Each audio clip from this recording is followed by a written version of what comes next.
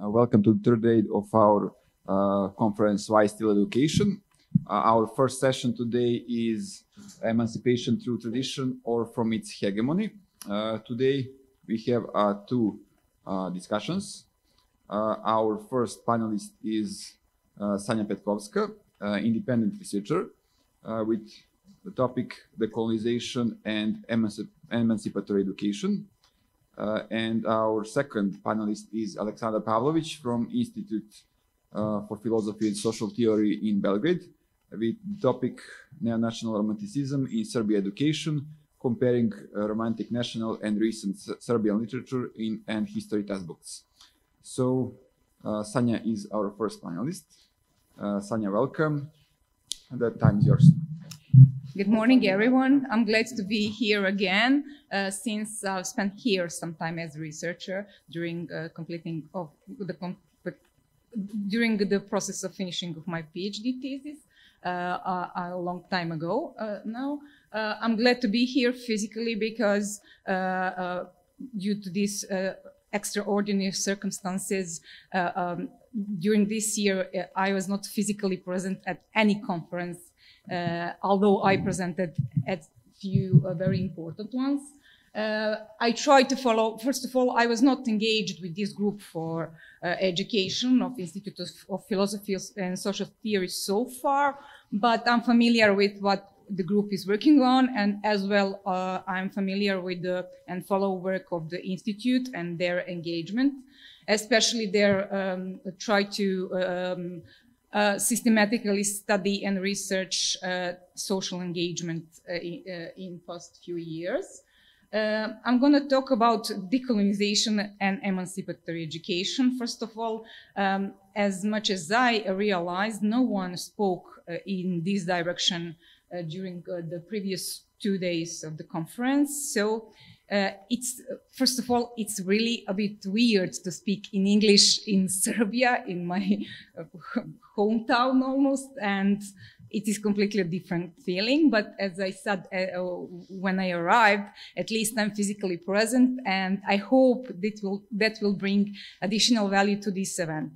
This topic is really too general, and I'm going really briefly to simplify all I was working on and at least the project what I will be working on. So this is kind of map how decolonization could be implemented in education, in most general terms of speaking. So my presentation is going to be organized a bit differently than it is usual. First of all, I'm going to, instead of introduction, present shamelessly a group of academics who are trying to organize a network which should be devoted to popularization and improving the position of what we could call post-social studies, which, as we know, does not exist. But this group was founded in 2016 by British PhD students and scholars. Not to give you too much details, but in 2017, I participated in their workshop, and that's how I started to work on the topics related to post-social studies. And more specifically, they are trying to connect post-colonial studies and post-social studies in order to improve the position of post-social studies. To simplify what that actually means, it means to bring value and significance to area studies which could be called post-social and research of the entire part of former communist countries and world. What this group actually is trying to do is to replace, in a way, and to bring equal status of post-social studies with post-colonial studies at international academic, or let's say, academic scene. My disciplinary perspective, from which I'm going to talk about this, is political science, cultural studies, and despite I got my bachelor degree in education, I'm going back to education with this to connect what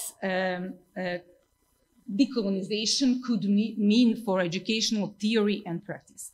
So I'm not a philosopher. I got bachelor degree in adult education at Faculty of Philosophy.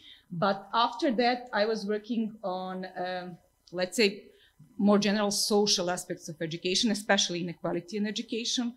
And I was working on education from a first anthropological perspective, and then I got a doctoral degree at Faculty of Political Sciences, where I actually really got into cultural studies and culture theory. This is a reference that should be given at the end, but I just wanted to draw your attention to 3 authors I'm going to reflect, to organize my presentation, mainly refer to, because those are not the authors I'm going to work with, I'm not going to adopt their perspective on decolonization and how it should be implemented in education so much, but for now on, what I'm going to talking about, it will be based on work of Madina Postanova, first of all, and Walter Mignolo. And the third author important for today's presentation is Iveta Silova. What I'm going to talk actually about. Today, I'm going really briefly to give one definition of decolonization based on work of those authors. I'm just going to say briefly why they are important, but when I will be giving definition of decolonization. Second thing I'm going to do is I will try to open discussion why decolonization as a concept, really theoretical and really complex one, matters to education here in Serbia, and how it should be implemented in educational system here, how it should influence educational theory and practice here. And finally, I will demonstrate by one clear example how this very complex theoretical work and sometimes empirical could be put into practice.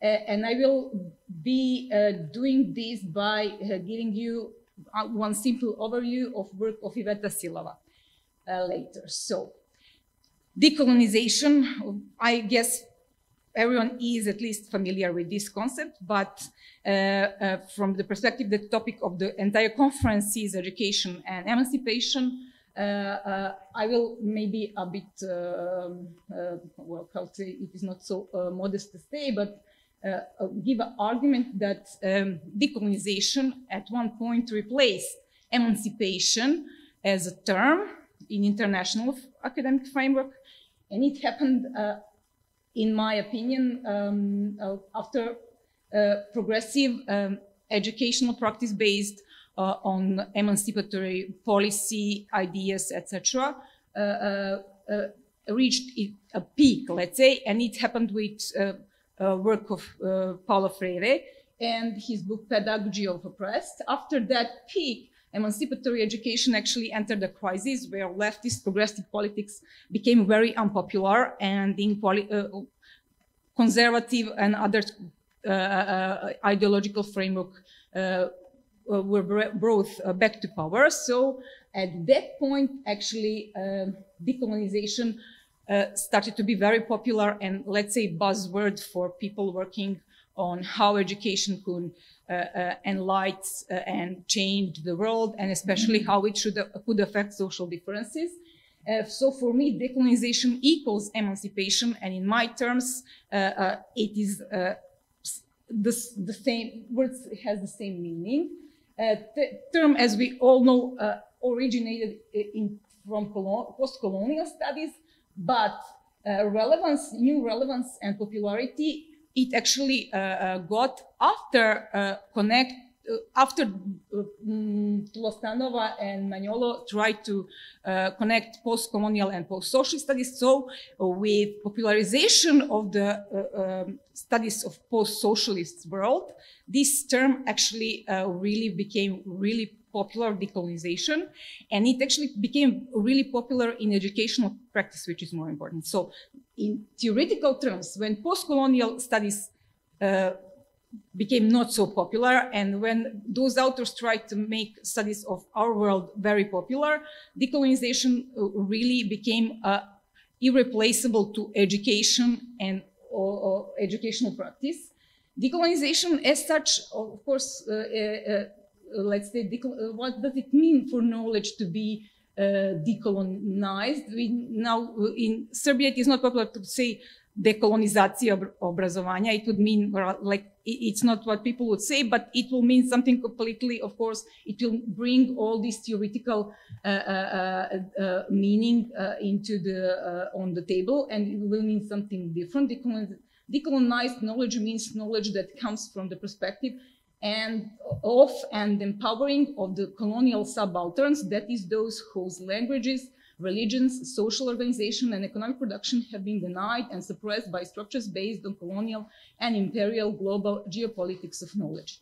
It sounds really complex, and it refers to many theories and concepts, so I'm not going to go into details, but decolonized knowledge on all levels, it refers to individual level, it means to subjectivity, and in practice it would mean that a person should be aware of all the oppressing methods learned. But what is different from, let's say, emancipatory education, it is not only difference on the level which it has before the process of globalization and international aspects of our existence.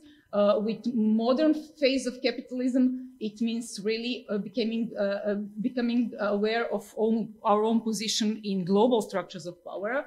So a second level is really epistemological level, but third level of implementation of decolonization, in terms of which Lostanova and Mignolo are trying to speak about, is really the entire system of knowledge production and distribution at global level, and it means all national and international knowledge systems should implement on all levels decolonizing perspective in their practices, policies, and etc. Ideologies, everything.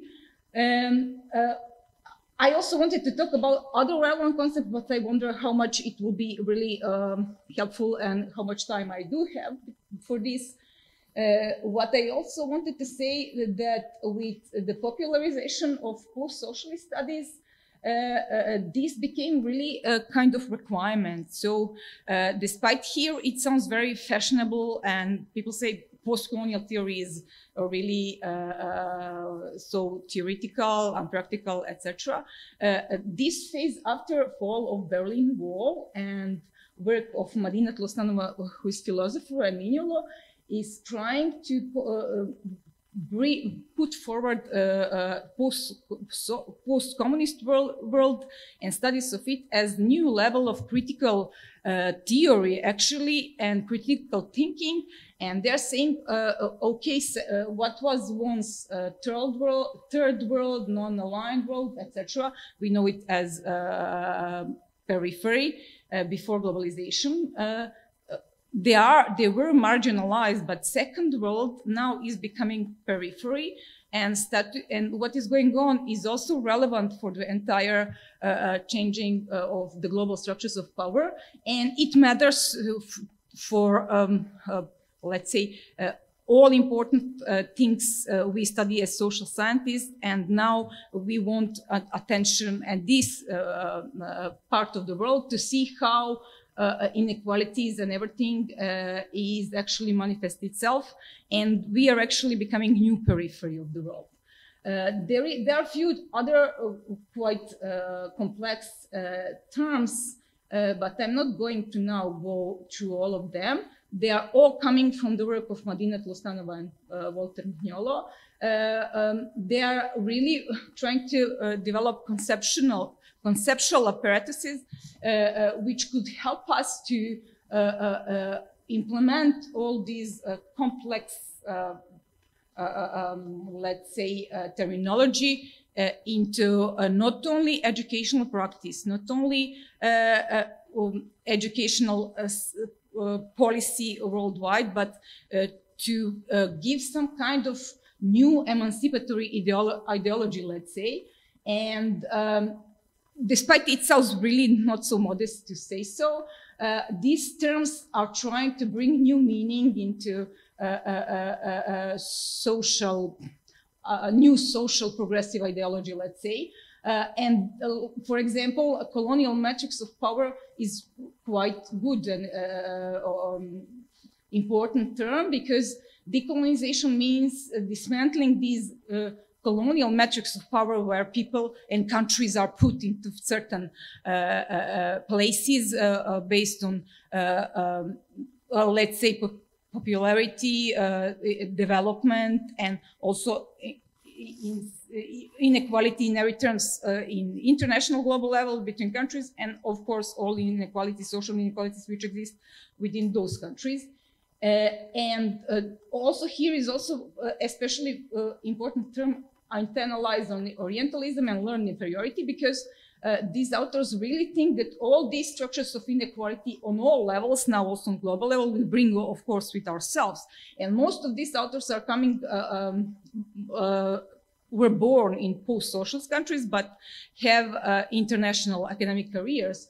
So they really try to reflect, as we will see through examples, on their own experience of going through education, feeling inferior on all levels, and trying to explain how these structures of inequality still work in practice on every level, in every country, on the similar way as it works during the colonial period, during the time when even slavery existed and people were sold as goods, as things. 0-point epistemology is the final term I will mention, and it would, especially in some way, means a knowledge which is really free of every socially constructed inequalities. It means completely, but what it means I will try to explain now. Third point I wanted to talk about is actually how this connection, but how implementation of decolonization in the field of education could work by giving you an example of one concrete person, Iveta Silova. She was born in socialist country. She is now director of the Center for Advanced Studies in Global Education at Mary-Lou Fulton Teachers College, Arizona State University. She holds a PhD in comparative education and political sociology from the Graduate School of Arts and Sciences at Columbia University in the USA. And when I started to be connected with work of this network, dialoguing between the posts, and when I started to work of this connection between post-colonial and post-social studies, and to be really interested how the concept of decolonization could really bring new meaning to progressive leftist policies in education. I was really fascinated by her work. And as you see, I just listed a few of her books because sounds really complex, but now I will go into, let's say, simplification, how in one concrete book, all this could be put into maybe a program for all engaged scholars wanted to really see how in global post-capitalist digital world inequalities are working, and how in a concrete practice they could be at least theoretically planned to be improved, changed, modified, and let's say those things we wanted to observe as part of a world we would like to change, inequalities based on gender, race, etc., how they could actually be improved. Especially important book is Childhood and Schooling in Post-Socialist Societies, Memories of Everyday Life. It was published in 2018. Why this book really is important, and I would really advise everyone who can read English, first of all, important to read English, at least be familiar to some level with post-colonial theory. I know that this sounds really complex and abstract, but really this book brings everything to completely different level and simplifies everything. it is actually really implementation of decolonizing method in practice. It is based on the stories of growing up and going through education in numerous former socialist countries. It includes more than 20 authors, and they provided chapters in which they are trying to give a story how they were going through educational system in former socialist countries. They basically, it is really different methodology and different approach, since they were giving storytelling a really narrative kind of, which is not so respected in a scientific world, by implementing method out of autobiographies about their experience of schooling in post-socialist. I'm not really wanted to say that this is approach, this is the best way to implement decolonization in education in general, and the best example of really good scientific work into the field of education and educational theory. But what I wanted to say, what is really different with this book, these stories are really given by important scholars for post-colonial and post-theory and post-social studies, including Madina Tlostanova. I was especially really surprised to see chapter on Yugoslavia, but given by Ana Bogic. She grew up in Novi Sad, but actually then moved to Canada. And I never heard of the name, but it was really interesting to see a story of a person who is actually working in gender studies and psychology in Canada, giving a story of how she was, in the same time as me, was educated in Yugoslavia as the last generation of pioneers, Tito's pioneers. And really it could, let's say, to kind of conclusion. I hope I didn't ask about the time, how I'm doing with my time. Good, because then I would try to make some kind of conclusion. So I simply wanted to say three things. What is decolonization? Why really, despite now I'm talking in English and everything sounds too abstract, this concept and all the authors working by giving importance to especially this concept from the field of post-colonial theories and people who want to improve position of post-socialist studies, because it could be a really important part of international academy. Why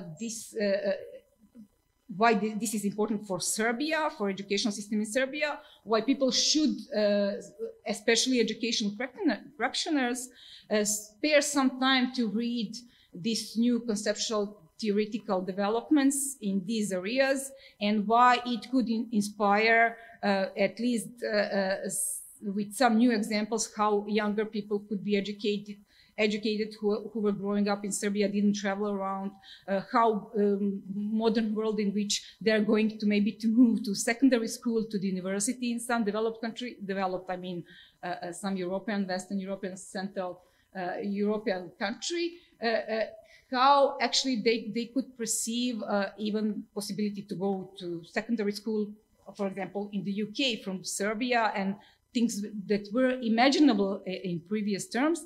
They actually should be prepared on ideas like this, maybe in primary school in Serbia, despite it was not, let's say, usual in educational practice so far. Not to talk about really improving how, for example, citizenship education is maintained in practice, because it's also there people really struggle to let's say, move things forward, what politically, socially is important in modern world, and what people going through education or traveling too much and being on poor periphery in Serbia should learn, know, and what educational practitioners actually should read in order to, this could be translated I don't think that this book, for example, should be translated as such. But of course, I don't believe that educational barrier, that English should be excused an educational barrier here anymore. This presentation could be given in Serbia, that's not a problem, but the problem is that there is really prejudice that these things are really something we are at the Institute of Philosophy and Social Theory. These things are really something non-practical, something really closed academy, ivory tower, not relevant to Serbia. We are poor, we don't care. During these circumstances of Corona, when people, when even in villages, young people should attend school via internet, they don't even, most of them have connection. We really need to make new connections between what we know, and as researchers, I believe all people present here are researchers interested in educational phenomena, should try to make these connections between, let's say, last word popular international academic theory and everyday practice in every classroom in Serbia, somehow alive. And for that, we of course need political education, social education to get more relevance, because not everyone could be even able to say, for example, okay, today we are talking about decolonization, and this is what it means. I mean, not only to be implemented in practice, but also to be implemented on all levels of thinking and working in educational practice. I hope I was somehow clear and getting to the point. My recommendation, this book could be downloaded. I mean, here it is not a problem. So you could go to really read these stories. They are really easy to read. At least this story about Yugoslavia, despite it is not the way I would do it, it is interesting really read and gives new perspective. Thank you. Thank you. Thank you, Sanja.